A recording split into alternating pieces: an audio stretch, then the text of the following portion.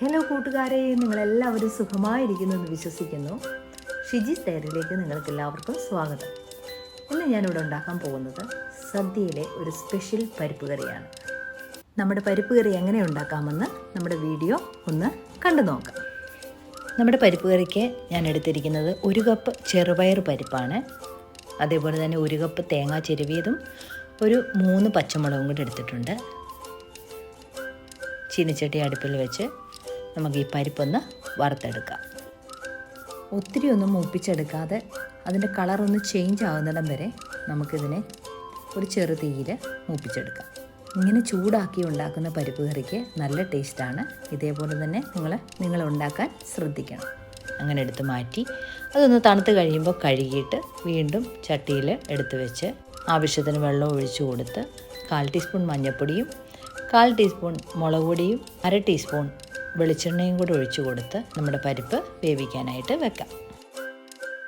അങ്ങനെ ഏകദേശം ഒന്ന് വെന്ത് കഴിയുമ്പോഴേ നമുക്ക് ഉപ്പ് ചേർക്കാവൂ. അല്ലെങ്കിൽ ഉപ്പ് ചേർത്ത് കഴിഞ്ഞാൽ പരിപ്പ് വേവാനായിട്ട് കുറച്ച് താമസമെടുക്കും. അതുപോലെ അടച്ചു വെക്കുമ്പോൾ ഇത് പരിപ്പ് ഇങ്ങനെ തിളച്ചെന്ന് പുറത്തു പോകാൻ ചാൻസ് ഉണ്ട്. അതുകൊണ്ട് നിങ്ങളൊന്ന് അടുപ്പ് പാതി വെച്ച് അടച്ചു വെക്കാനായിട്ട് ശ്രദ്ധിക്കണം. ചിലരിത് കുക്കറിലിട്ട് വേവിക്കാം. കുക്കറിലിട്ട് കഴിഞ്ഞാൽ വേഗം വെന്ത് കിട്ടും. ഞാനിന്ന് ചട്ടിയിലാണ് വെച്ചത്. ചട്ടിയിൽ ഉണ്ടാക്കുമ്പോൾ ഒരു പ്രത്യേക ടേസ്റ്റാണ്. മുൻപൊക്കെ നമ്മുടെ അമ്മമാർ ഇതുപോലെ ചട്ടിയിലുണ്ടാക്കുമ്പോൾ ആ കറികൾക്കൊക്കെ ഒരു പ്രത്യേക സ്വാദുണ്ടായിരുന്നു. അത് വേകുന്ന സമയം കൊണ്ട് നമുക്ക് നമ്മുടെ അരപ്പ് തയ്യാറാക്കാം. അതിനായിട്ട് ഞാൻ 1 കപ്പ് തേങ്ങ ചിരവിയതെടുത്തിട്ടുണ്ട്.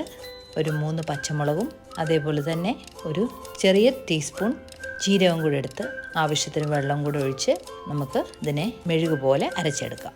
അതേപോലെ നമ്മൾക്ക് ഇതിനകത്ത് വെളുത്തുള്ളിയുടെയും ആവശ്യമില്ല. നമ്മൾ സാധാരണ പരിപ്പ് കറി വെക്കുമ്പോൾ വെളുത്തുള്ളി ചേർക്കും. പക്ഷേ ഈ സദ്യയുടെ ഉണ്ടാക്കുന്ന ഈ പരിപ്പ് കറിക്ക് നമുക്ക് വെളുത്തുള്ളി ചേർക്കേണ്ടതില്ല.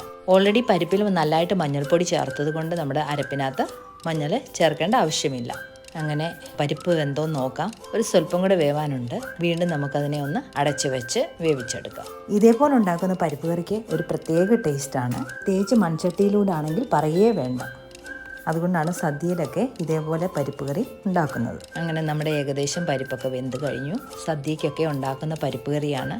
അരച്ച് വെച്ചിരിക്കുന്ന അരപ്പ് ഇട്ട് കൊടുക്കാം. അങ്ങനെ മിക്സിയുടെ ജാറിൽ അല്പം വെള്ളം കൂടെ ചേർത്ത് ആവശ്യത്തിന് നമ്മുടെ കൊഴുപ്പ് നോക്കിയിട്ട് നമുക്ക് വെള്ളം ചേർത്ത് കൊടുക്കാം. ഇത് ഇരിക്കും തോറും ഈ പരിപ്പങ്ങ് കുറുകും. അതുകൊണ്ട് കുറച്ച് നീട്ടിയെടുക്കുന്നതാണ് നല്ലത്. കാരണം എന്ന് വെച്ചാൽ ഇരിക്കും തോറും അത് കുറുകി വരും. അതുകൊണ്ട് ആവശ്യത്തിന് വെള്ളം ചേർത്ത് ഉപ്പ് നോക്കിയിട്ട് വീണ്ടും ഉപ്പ് ചേർത്ത് നമുക്ക് നന്നായിട്ട് ഇളക്കിയെടുത്ത് യോജിപ്പിക്കും. ഈ പരിപ്പും അതേപോലെ ഇച്ചിരി നെയ്യ് കൂടി ചേർത്ത് പപ്പടവും കൂടി ഉണ്ടെങ്കിൽ വേറെ കൂട്ടാനൊന്നും വേണ്ട. അതേ ടേസ്റ്റിലാണ്. നല്ല ടേസ്റ്റാണിത്.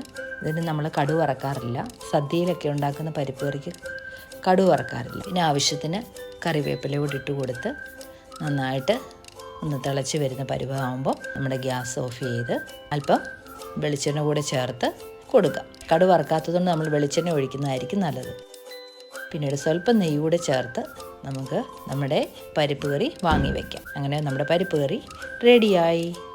എല്ലാവർക്കും ഒത്തിരി ഇഷ്ടപ്പെടുന്ന ഒരു റെസിപ്പിയാണ്. ഒരു വിരുന്നുകാരൊക്കെ പെട്ടെന്ന് വരുമെന്ന് പറയുമ്പം നമുക്ക് വളരെ പെട്ടെന്ന് ഉണ്ടാക്കാൻ പറ്റുന്ന ഒരു റെസിപ്പിയാണ്.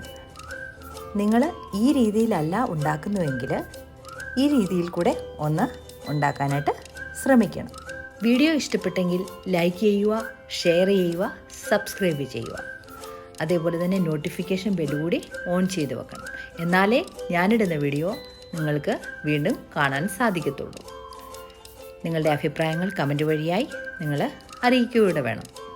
Okay, bye, see you, God bless you all.